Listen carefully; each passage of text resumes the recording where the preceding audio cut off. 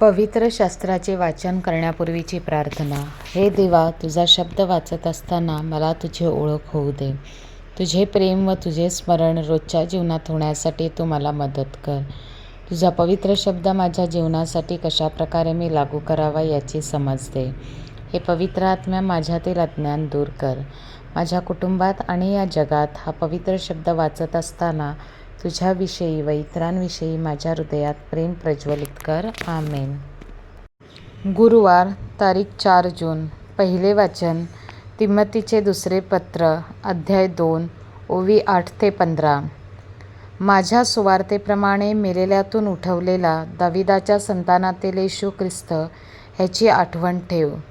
ह्या सुवार्तेमुळे मी दुष्कर्मे करणाऱ्यासारखा बेड्यांचे देखील दुःख सोशीत आहे, तरी देवाच्या वचनाला बेडी पडलेली नाही.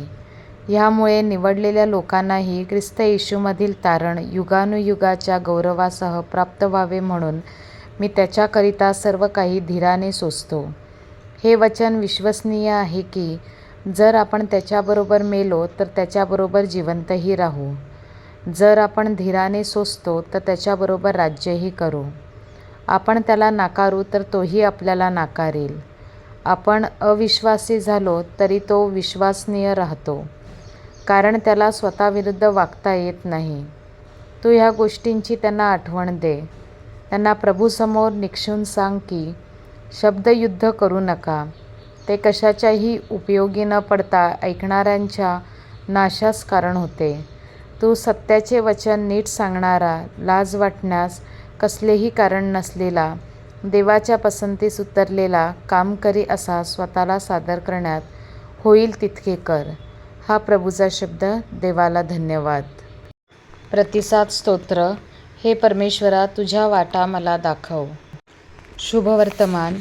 मार्क अध्याय 12 ओवी 28 ते 34.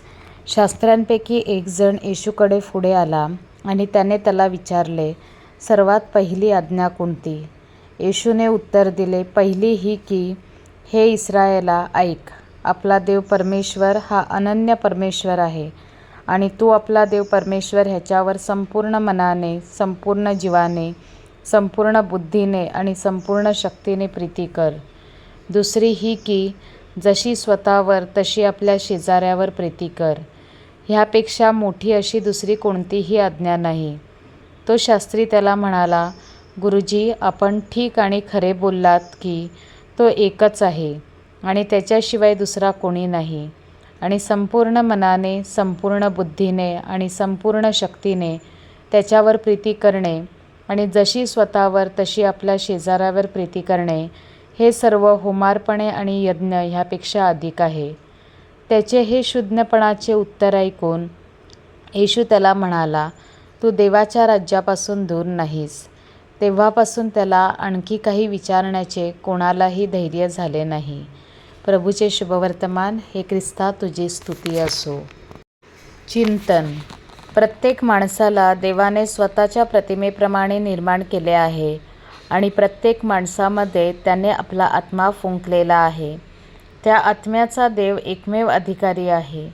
त्या निर्मितीमध्ये त्याने आपल्याला मन, आत्मा, बुद्धी आणि शरीर दिले आहे. हे देणारा तो अनन्य प्रभू आहे. म्हणून येशूने पहिली आज्ञा देताना म्हटले की, तू परमेश्वरावर संपूर्ण मनाने, संपूर्ण जीवाने, संपूर्ण बुद्धीने आणि संपूर्ण शक्तीने प्रीती कर. आणि दुसरी म्हणजे जशी तू स्वतःवर तशी आपल्या शेजाऱ्यांवर प्रीती कर. देव प्रीती आहे. तो मानवजातीवर अखंडित प्रीती करतो. ज्या देवाने आपल्याला जीवन दिले त्याच्यावर आपण प्रीती केली पाहिजे. आपले हृदय, मन आणि आत्मा जाणणारा एकच देव आहे. त्या देवावर आपण प्रीती केली म्हणजे आपण नक्कीच संपूर्ण मानवजातीवर सुद्धा प्रीती करणार. आपला शेजारी कोण? तर जो आपल्या संपर्कात येईल तो आपला शेजारी. जसे आपण स्वतः देवाचे मंदिर आहोत, तसे सर्वजण देवाचे मंदिर आहोत. मग त्या देवाच्या शरीररूपी मंदिरावर आपण प्रीती करावी, म्हणजे आपण त्या देवावर सुद्धा प्रीती केल्याचे सिद्ध होईल. एका शास्त्रीने येशूला नियमशास्त्र योग्यरित्या समजते का ते पाहण्यासाठी विचारलेल्या प्रश्नांना येशू उत्तर देतो. येशूबरोबर शास्त्री, फरीसी, सदुकी यांचा हा शेवटचा संवाद आहे. येशू आज येथे देवाने दिलेल्या 10 आज्ञांचा सारांश केवळ 2 आज्ञा देतो.